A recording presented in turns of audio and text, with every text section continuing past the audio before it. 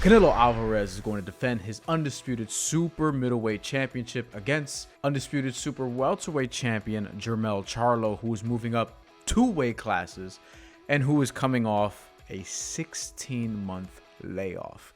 Canelo Alvarez is obviously one of the best pound-for-pound fighters in the world and has been for a while. Jermell Charlo is as well, according to at least most people in that pound-for-pound top 10. Canelo Alvarez is somebody who has hovered around the top 5 for several years now. And Jermell Charlo, one of the best boxers in the world as well, is coming off a long layoff and hasn't been quite as active as Canelo Alvarez has only fought once in each of the last 3 years. So you got one fight in 2020, in 2021, and in 2022, whereas Canelo Alvarez has fought at least twice over the last 3 years. He fought 3 times in 2021, twice in 2022, and this will be his second fight of 2023. His last fight was a unanimous decision win against John Ryder in defense of his Undisputed Super Middleweight Championship, and he won that pretty handily by unanimous decision, which was a little bit of a surprise because a lot of people expected Canelo Alvarez to win that fight by knockout. John Ryder had only been stopped one other time in his career, and that was a premature stoppage, so really a testament to John Ryder's toughness. We haven't seen Charlo since he knocked out Brian Castano in May of 2022. Canelo Alvarez has fought multiple times since then, but Charlo did win that fight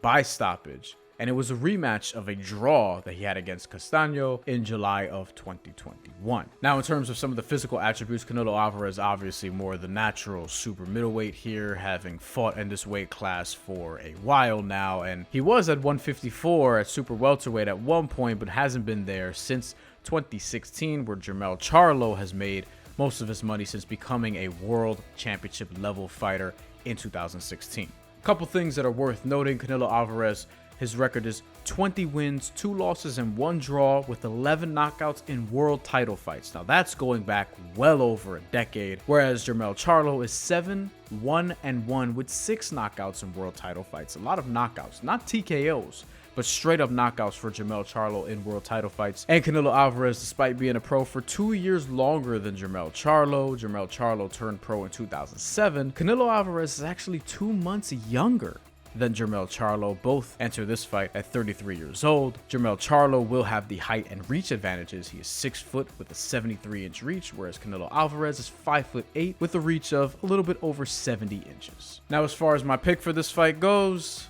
Canelo Alvarez by decision has always been how I've leaned, but I'm going Canelo Alvarez by unanimous decision at plus 125 for a little bit extra juice. You find the decision straight up minus 110, minus 115, depending on where you look. But I like the unanimous decision more, and here's why. Jermell Charlo has not been in the ring, as I've said, 16 months.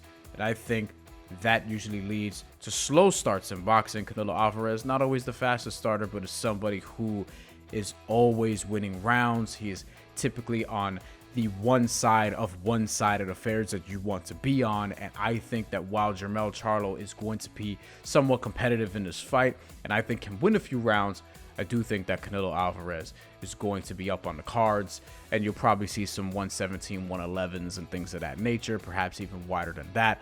But I think while Jermell Charlo will have some flashes and some moments, that Canelo Alvarez will ultimately get the job done by unanimous decision.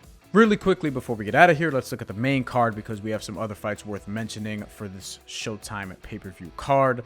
Yordenis Ugas in the co-feature is going to take on Mario Barrios. This is a return for Ugas, who fought Manny Pacquiao in Pacquiao's last professional fight. Ugas memorably lost to Errol Spence last year after being competitive beforehand, was stopped because of an eye injury in April of 2022, and has been out of the ring since, but I do think he's going to rebound despite the long layoff with a decision victory over Mario Barrios at minus 110. Couple of young up-and-coming action fighters in the middleweight division here, Elijah Garcia and Jose Armando Resendiz, and I'm going with Elijah Garcia to win this by knockout at plus 110. The decision is at plus 170. I gave that a look, but I do think Garcia's power is going to be too much for Resendiz, who has been knocked down in his career previously and has one loss, although it was on the cards. We're going with Elijah Garcia to get the stoppage here. And finally, we have Jesus Ramos against Erickson Lubin.